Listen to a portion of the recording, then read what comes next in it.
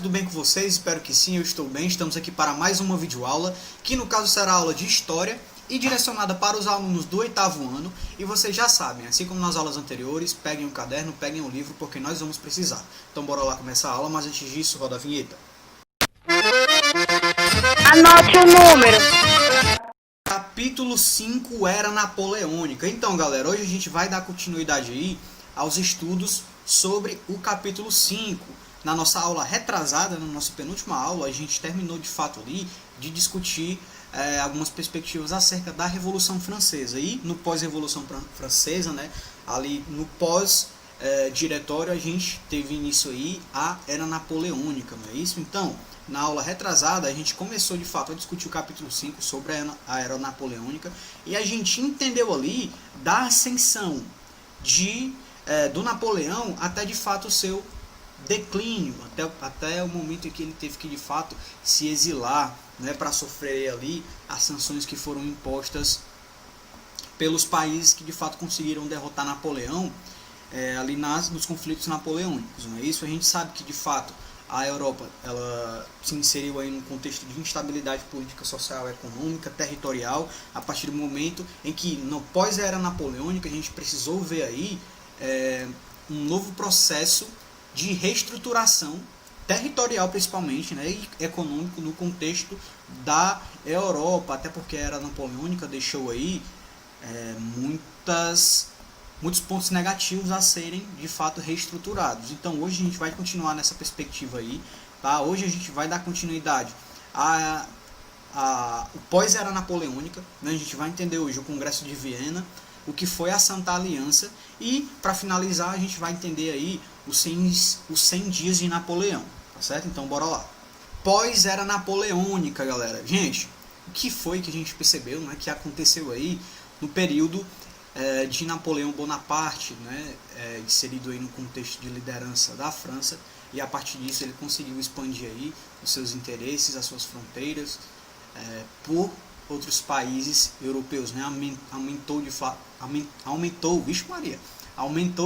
né, a sua influência aí sobre os países europeus. A gente sabe que a Europa, né, alguns países de forma específica, né, alguns países mais do que outros, ficaram de fato destruídos, né, ficaram desestruturados, tanto na sua estrutura física quanto na sua estrutura política, social e econômica. Tá? Então, para que isso de fato fosse revertido, né, nesse período pós-era napoleônica, alguns países, algumas monarquias de fato tiveram que se juntar para de fato se inserir nesse contexto aí de reestruturação, tá? Então os países, eles tiveram sim essa preocupação em reestruturar a sua economia, em reestruturar a sua cultura, em se reestruturar politicamente, principalmente nesse pós-era napoleônica, tá? Então alguns países de fato se juntaram, como por exemplo a Inglaterra, a Rússia, a Prússia também, tá? E a Áustria, além da França também. A França se inseriu nessa perspectiva aí a partir do momento em que se tinha em mente que o rei da Inglaterra, né, o Luís XVI, ele iria voltar ao poder, tá certo? Então esses países ali, eles começaram de fato a estruturar o seu estado novamente, a redelimitar, no caso, as suas fronteiras, tá? As suas fronteiras nacionais, certo? Então a essa dinâmica a gente dá o nome de Congresso de Viena, certo? Uma das preocupações dos participantes, né, do Congresso de Viena era dar conta de lidar com os direitos dos reis na Europa pós-napoleônica, certo?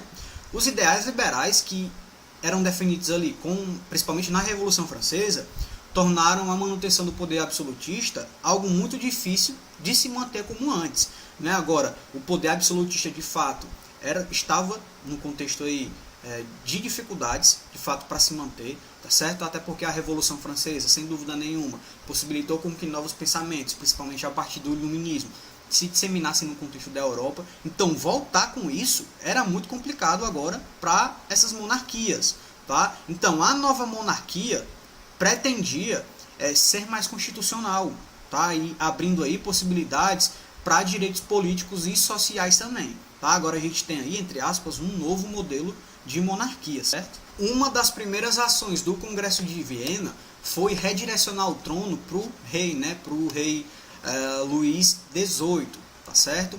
Porém, ele precisaria no caso, né, arcar aí com os gastos, com as dívidas, com os problemas que vieram aí a partir da era napoleônica, tá certo? E além disso, ele precisaria devolver os territórios que tinham sido anexados à França nesse período napoleônico aí, tá certo? Além disso, o Congresso de Viena instituiu também que os países vencedores aí, né, contra Napoleão, eles teriam o direito de invadir, colonizar, né, de tirar as riquezas de países fora da Europa, tá certo? Como forma de recompensá-los aí, até porque a partir disso eles teriam aí a perspectiva de ter um crescimento econômico, não é isso? Expandir os seus mercados, conseguir mais mão de obra, mais matéria-prima. Então, o Congresso de Viena também instituiu isso, certo?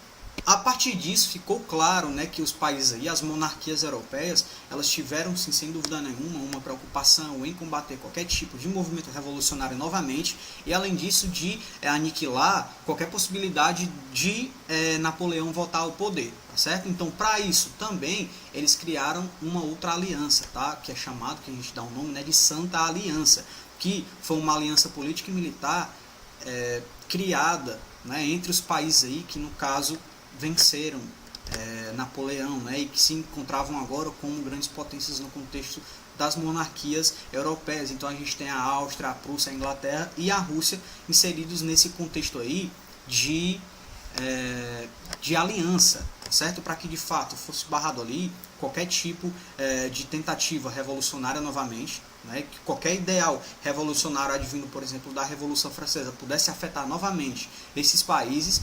E, além disso, eles tinham a perspectiva também de barrar aí qualquer iniciativa nova, né, de Napoleão conseguir o poder novamente, tá certo?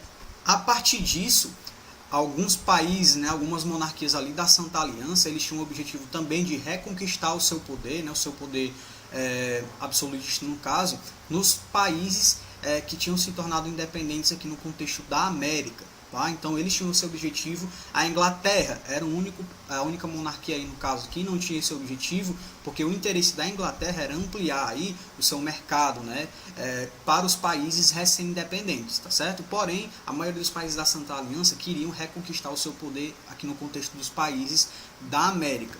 Isso de fato aconteceu? Não, galera, não aconteceu, tá? Então foi por isso, nessas tentativas aí de reconquistar os seus poderes no contexto dos países americanos, que a Santa Aliança ela acabou desmoronando, tá? E acabou aí sendo de fato desestruturada, principalmente a partir de 1830, tá certo?